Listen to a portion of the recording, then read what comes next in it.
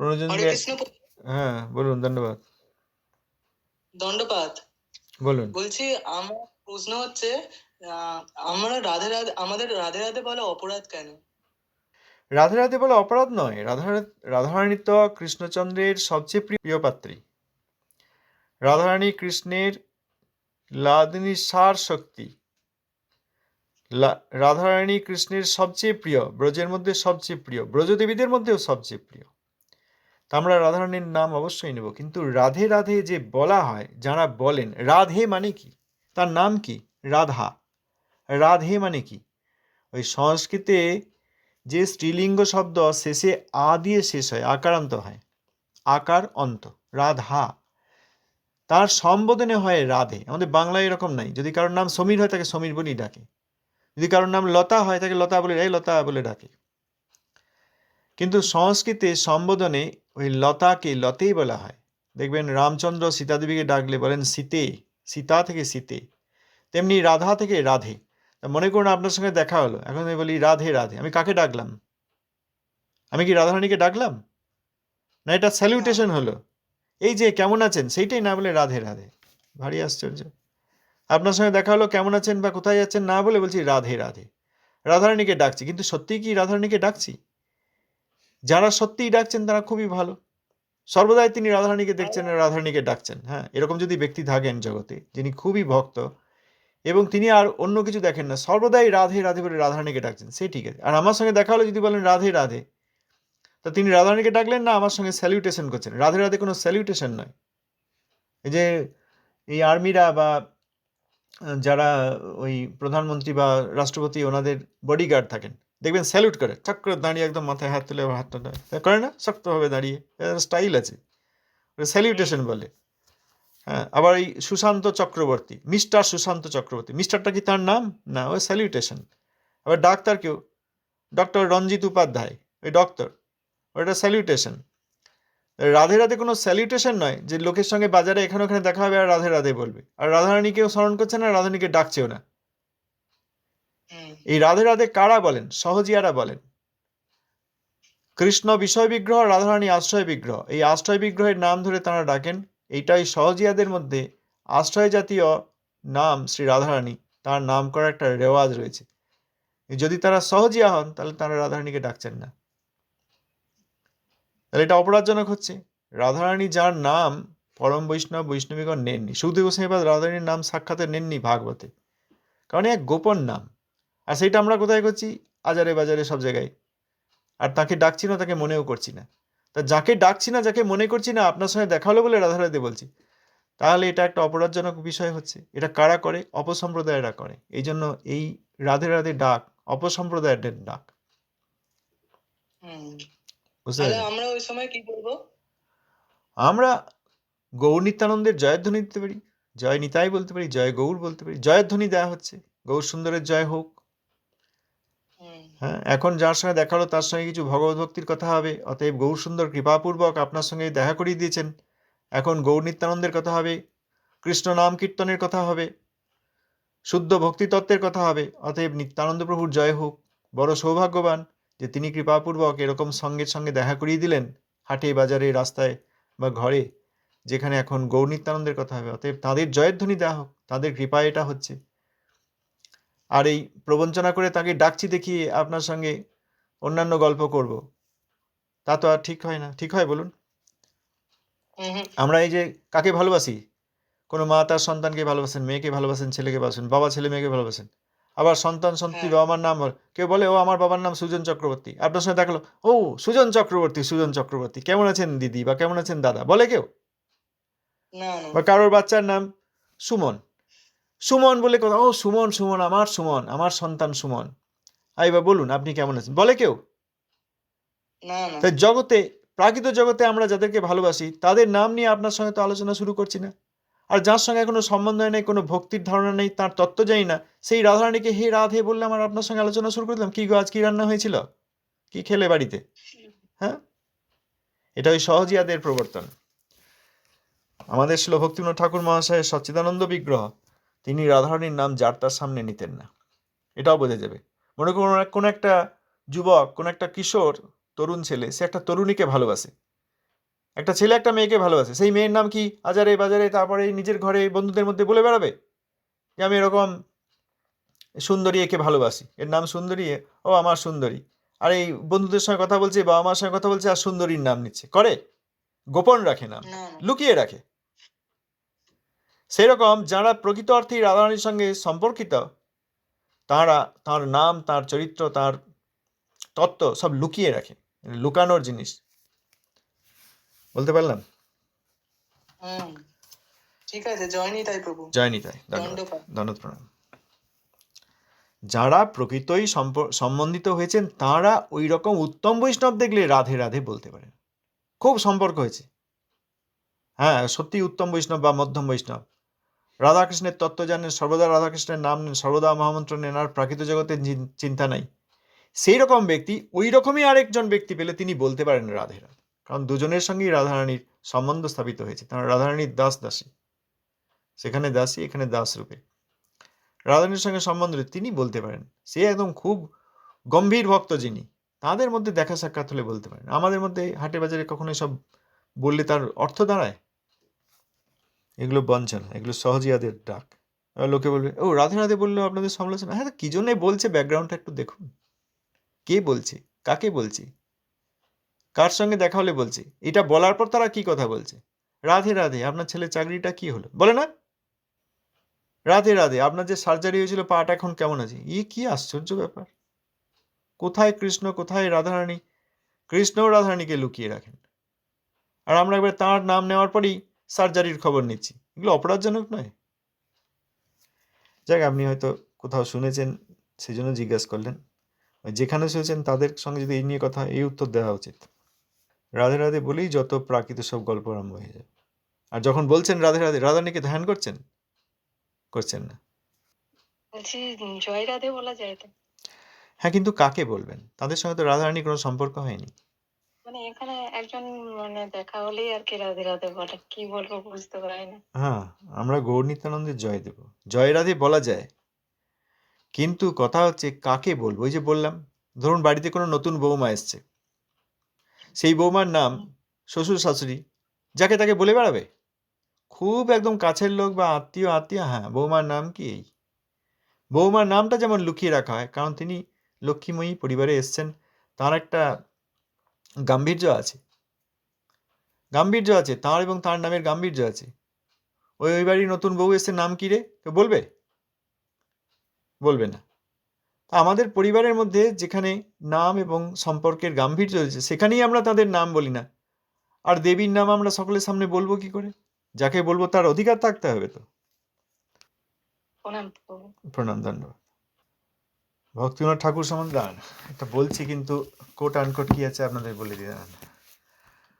শ্রী শ্রী সরস্বতী জয়শ্রী 1-203 প্রমাণ দিয়ে বলছি।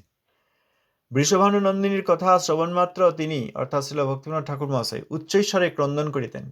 শ্রীবার্ষ ভানবী দ্বৈতদাস প্রভুর ন্যায় ওং বিষ্ণুপাদ ঠাকুর ভক্তিবিনোদেও সর্বদা দেখিয়াছি শ্রীমতী বার্ষভানবীর সেবা সম্পত্তিকে তিনি তাহার হৃদয় সম্পুটের এত অন্তরতম প্রদেশের গুহ্যতম এবং গাঢ়তম প্রীতির বস্তুরূপে সংরক্ষণ করিতেন যে যেখানে সেখানে বৃষভানু নন্দিনীর নাম উচ্চারণ করিতে পারিতেন না। তা ভক্তিনাথ ঠাকুর রাধারানীর নাম যেখানে সেখানে নিতে পারছেন না, আর আমরা যে কাউকে দেখলে যদি রাধে বা জয় রাধে বলি, আমাদের কি অবস্থা হচ্ছে বলতে পারলাম? এইটা সহজিয়াদের একটা স্টাইল, এটা প্রভুপাদ বলেছেন। প্রভুপাদের পত্রাবলী 271, ফৈজাবাদ ইউপি, 21 অক্টোবর 1929, 97 বছর আগে। বিধি বিচারে মর্যাদা পথের ব্যবহারিক কার্যে জয়োৎকর্ষ অথবা নমস্কার মুখে পত্রারম্ভ করিতে হয়। পত্রের শিরোদেশে সম্বোধনাত্মক নাম মহামন্ত্র লিখিবার বিধি সঙ্গত নহে। ঐরূপ লিখিলে লেখকের মহামন্ত্রীর উপদেষ্টার অভিমান আসিতে পারে। তবে প্রাকৃত সহজিয়াগণের মধ্যে রাধে রাধে শব্দের দ্বারা বৈষ্ণবের আশ্রয় জাতীয় ভগবত্তার উল্লেখ সম্মান করা হয়। ছড়া সৃষ্টিকর্তাগণকেও নানা প্রকার নবকল্পিত ছড়া লিখিতে দেখা যায়। তাহলে হরে কৃষ্ণ বলেন সেটাও নিষেধ করছেন, পত্রে বলছেন, চিঠিতে চিঠি প্রথমেই দেখবেন আজকে আমরা লিখি হরে কৃষ্ণ, ওই সংস্থাটা তো সবাই লেখে হরে কৃষ্ণ প্যাম হো এজিটিএসপি, তারপর শেষে লেগে ইওর ফলেন সার্ভেন্ট। সম্মান করে কথা শুনবেন বলে তোমার ফলেন সার্ভেন্ট, তোমার পতিত দাস, উল্টো পাল্টা সব। মহামন্ত্র লিখতে নিষেধ করেছেন পত্রের উপরে, অর্থাৎ সম্বোধনে। এখানেও জগতের লোকের সঙ্গে যদি দেখা হয় হরে কৃষ্ণ বলা হয় খুব আনন্দ করে, যে হ্যাঁ একজন ভক্তের সঙ্গে দেখা হয়েছে, স্বাভাবিকভাবেই মহামন্ত্রের প্রথম 2 নাম স্মরণে আসছে বা কীর্তন হচ্ছে, ঠিকই আছে, কিন্তু ওই স্যালুটেশনের মতো ওই অনেকে ভাবেন কি হরে কৃষ্ণ, অতএব আমি বললাম, আমার কথা শুনে উনিও বললেন, অতএব আমি তাকে নাম বলালাম, অতএব আমি মহামন্ত্রের উপদেষ্টা। আমি হরে কৃষ্ণ বললাম, সামনে যার সঙ্গে দেখা গেলো সেও না বলে পারল না, সেও হরে কৃষ্ণ বলল, অতএব তাকে আমি হরে কৃষ্ণ বলিয়ে নিলাম। এই যে নামের উপদেষ্টা ভাব আসছে, অভিমান আসছে, এটা অপরাধজনক। সুতরাং জয়োৎকর্ষ বা নমস্কার, ধন্যবাদ, প্রণাম বলা হয়। এই যে আমাদের চিঠি লিখতো, এখন আর চিঠি লেখালেখি হয়তো অতটা নেই। চিঠি লেখা হতো, খুব সুন্দরভাবে লেখা হতো, বৈষ্ণবীয় ভাষা। লিখতেন শ্রী শ্রী বৈষ্ণব চরণের দণ্ডবত প্রণতিপূর্বক নিবেদন। এই জন্য দণ্ডবত প্রণাম অর্থাৎ নমস্কার, অথবা জয়োৎকর্ষ, উপরে চিঠির একদম উপরে থাকে শ্রী শ্রী গুরু গৌরাঙ্গ জয়তঃ, জয় কার দেওয়া হচ্ছে? গুরু এবং গৌরাঙ্গে। জয়োৎকর্ষ আর নমস্কার মুখে পত্রারম্ভ করিতে হয়। তার পত্রারম্ভ মানে তাকে সেখানেও সম্বোধন করা হচ্ছে, এই যে অমুক বাবু না বলে বৈষ্ণব চরণে দণ্ডবত প্রণাম, যারা বৈষ্ণব তাদেরকে, অবৈষ্ণবদের লেখা হচ্ছে না। তাহলে পত্রে যদি সম্বোধনে তাই হয়, তো দেখা হলে সম্বোধনে কি করে আমরা তাহলে বলি? আমি মহামন্ত্র বললে তিনিও মহামন্ত্র বললেন, উপদেষ্টার ভাব এলো। আর এখানে বললেন প্রাকৃত সহ, তবে প্রাকৃত সহজিয়াগণের মধ্যে রাধে রাধে শব্দ দ্বারা বৈষ্ণবের আশ্রয় জাতীয় ভগবত্তার উল্লেখ সম্মান করা হয়। কারা করছেন? প্রাকৃত সহজিয়া, তারা রাধে রাধে বলছেন। রাধে রাধে অর্থাৎ রাধারানীকে ডাকছেন, রাধারানীকে আশ্রয় জাতীয় ভগবত্তা। কৃষ্ণ বিষয় বিগ্রহ, রাধারানী আশ্রয় বিগ্রহগণের মধ্যে মূল। অতএব রাধে রাধে নাম সম্মান করা হয় সেইটা যাদের অধিকার আছে, এবং যে 2 জন দেখা হলো কথা বলছেন তাদের মধ্যে রাধারানীর সঙ্গে এইরকম নিবিড় সম্পর্ক আছে, নিত্য দাসত্ব তারা বুঝতে পেরেছেন এবং মধুর রসে ভজন করেন, তাদের মধ্যে বললে ঠিক আছে। কিন্তু সহজিয়ারা তো সব কিছুই অপ্রাকৃতকে প্রাকৃতের মধ্যে নিয়ে আসে, তারা ওই জন্যই আর কিছু হোক না হোক, অনর্থ এখনো যায়নি, কিন্তু আরেকজনকে দেখলেই রাধারানীর নাম নিচ্ছেন। এখানে যোগ্যতার ব্যাপার রয়েছে। তাহলে আমরা কি বলবো? ওই যে বললেন জয়োৎকর্ষ বা নমস্কার মুখে দণ্ডবত প্রণাম বলে, সাধারণত সব জায়গায় প্রভু দণ্ডবত প্রণাম। দেখা হলে জোড়াত করে প্রভু মঠে দেখা হতো ভক্তের সঙ্গে, জোড়াত করে দণ্ডবত প্রণাম বা পঞ্চাঙ্গে প্রণাম বা ষষ্ঠাঙ্গে প্রণাম, যখন যেরকম স্থিতি, যিনি যেরকম বৈষ্ণব। কিন্তু হরে কৃষ্ণ এ কথা বলতে কখনো শুনিনি, আর শুদ্ধ ভক্তদের মধ্যে রাধে রাধে বলতে শুনিনি। অপসম্প্রদায়, সেই সঙ্গে যাদের সঙ্গ হচ্ছে, এখনই ত্যাগ না করলে উন্নতি তো সম্ভবই নয়, যেটুকু স্বীকৃতি আছে চলে যাবে। কারণ চরম বৈষ্ণব অপরাধের ভিত্তিমূলে এই প্রতিষ্ঠিত। ওরা পারে নাই, আমি করেছি, ওরা সাপ সিম্পাঞ্জি, কালো সাপ, শুধু সাপ নয়, ব্ল্যাক স্নেক, আর ওর কৃষ্ণ ভক্তি সম্বন্ধে কোনো ধারণা নেই। আর প্রভুপাদের শ্রীমুখে তাঁরই দ্বারা বৈষ্ণব শ্রেষ্ঠ ছিল ভক্তিনাথ ঠাকুরের চরণে অপরাধ, এইসব ব্যক্তির আনুগত্যে কখনো কৃষ্ণ ভক্তি হয় না। হ্যাঁ, বিল্ডিং তৈরি হতে পারে, কলিযুগে তো তাই হয়। কলিযুগতে আরো বড় বড় বিল্ডিং আছে, মক্কা যাবেন সেখানেও বড় বিল্ডিং আছে। কিন্তু এগুলো তো কেউ বললে বিশ্বাস মানে মানবে না, বলবে বেশি জ্ঞান হয়ে গেছে। কোনটা বললে? এই জিনিসগুলো যে বলতে নেই। দেখুন, বেশি জ্ঞান তো আমরা চাই। একটা বাচ্চা ছেলে, সে ক্লাস 5-এ পড়ে, ক্লাস 10-এ পড়ে, তারপর কলেজ যায়, ইউনিভার্সিটি যায়, পিএইচডি করে। তা কেউ কি বাড়িতে ছেলেকে বলে এই তোর বেশি জ্ঞান হয়ে যাচ্ছে, বন্ধ কর তো পড়াশোনা? বলে? জ্ঞান তো চাই। ও প্রাকৃত জ্ঞানের সময় কোনো দোষ নাই, অপ্রাকৃত জ্ঞান হলেই বেশি জ্ঞান হয়ে গেছে। এগুলো কলির যুক্তি নয় বলুন? যদি কেউ বলে তাকে বলবেন, তাকে বলতে পারেন যে তোমার ছেলেকে তুমি কত দূর পড়াবে? যতদূর ভালো হয় ততদিন পড়াবো। কেন ক্লাস 10-এর পর বন্ধ করো না কেন? ক্লাস 9-এই পড়াশোনা বন্ধ করে দাও, বেশি জ্ঞান দেওয়ার কী প্রয়োজন? বলবেন না? সেখানে বেশি জ্ঞানের দরকার। কি বলেন? আর এই অপ্রাকৃতে প্রভুপাদের পত্র থেকে যদি প্রমাণ দেন, তাহলে বেশি জ্ঞান কেন হবে? এই জ্ঞানটা তো অবশ্যই দরকার। অন্যান্য যত প্রাকৃত জ্ঞান আছে সেগুলো সরিয়ে দিয়ে এই জ্ঞানটাই তো রাখবে। কলসির মধ্যে যে যত আবর্জনা, নোংরা জল সব রয়েছে, সেগুলো ফেলে দিয়ে ধুয়ে নিয়ে গঙ্গার জল নিয়ে আসতে হবে। 1 কলসি গঙ্গার জল চাই। বলবেন যে যত অনর্থ আছে সেগুলো সব সরিয়ে দিয়ে 1 কলসি গঙ্গা জল আনতে যাচ্ছি আমি গঙ্গার ঘাটে, যাবি? আয়। আধা কলসি আন না, আমার 1 কলসি, যতটা সম্ভব ততটা নিয়ে আসবো। প্রভুপাদের পত্রাবলী পড়বো না, প্রভুপাদ কি বলেছেন জানবো না, আর এই প্রাকৃত জ্ঞান নিয়ে থাকবো আর অপসম্প্রদায়ের জ্ঞান নিয়ে থাকবো, এই যারা মনে করেন তারা তাই বলবেন। এটাই তো কলির যুক্তি।